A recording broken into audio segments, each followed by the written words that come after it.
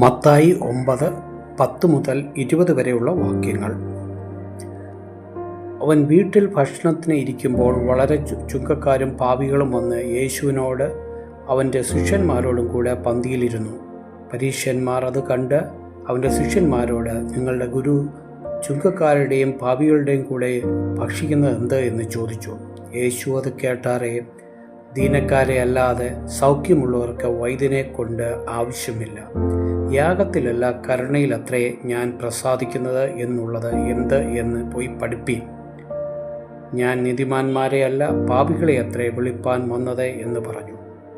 യോഹന്നാൻ്റെ ശിഷ്യന്മാർ അവൻ്റെ അടുക്കൽ ചെന്ന്, ഞങ്ങളും പരീശന്മാരും വളരെ ഉപവസിക്കുന്നു, നിന്റെ ശിഷ്യന്മാർ ഉപവസിക്കാത്തത് എന്ത് എന്ന് ചോദിച്ചു. യേശു അവരോട് പറഞ്ഞത്, മണവാളൻ കൂടെയുള്ളപ്പോൾ തോഴ്മക്കാർക്ക് ദുഃഖിപ്പാൻ കഴിയുകയില്ല. മണവാളൻ പിരിഞ്ഞു പോകുമ്പോൾ നാൾ വരും, അന്ന് അവർ ഉപവസിക്കും. കോടി തുണികളും ആരും പഴകിയ വസ്ത്രങ്ങൾ ചേർത്ത് തുന്നാറില്ല. തുണി ചേർത്താൽ അതുകൊണ്ട് വസ്ത്രം കീറും, ചീന്തൽ ഏറ്റവും വലുതായി തീരും. പുതിയ വീഞ്ഞ് പഴയ തുരുത്തിൽ പകരാറില്ല. പകർന്നാൽ തുരുത്തി പൊളിഞ്ഞ വീഞ്ഞ് ഒഴുകിപ്പോകും, തുരുത്തിയും നശിച്ചു പോകും. പുതുവീഞ്ഞ് പുതിയ തുരുത്തിയിലും പകർന്നു വെക്കുകയുള്ളൂ. അങ്ങനെ രണ്ടും ഭദ്രമായിരിക്കും. അവനിങ്ങനെ അവരോട് സംസാരിച്ചു കൊണ്ടിരിക്കുമ്പോൾ ഒരു പ്രമാണി വന്ന് അവനെ നമസ്കരിച്ചു.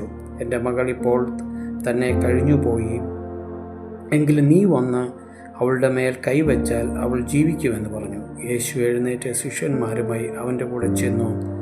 അന്ന് 12 സംവത്സരമായിട്ടും രക്തസ്രാവമുള്ള ഒരു സ്ത്രീ അവൻ്റെ വസ്ത്രം മാത്രം ഒന്ന് തൊട്ടത് എനിക്ക് സൗഖ്യമായി തീരും എന്ന് ഉള്ളം കൊണ്ട് പറഞ്ഞു.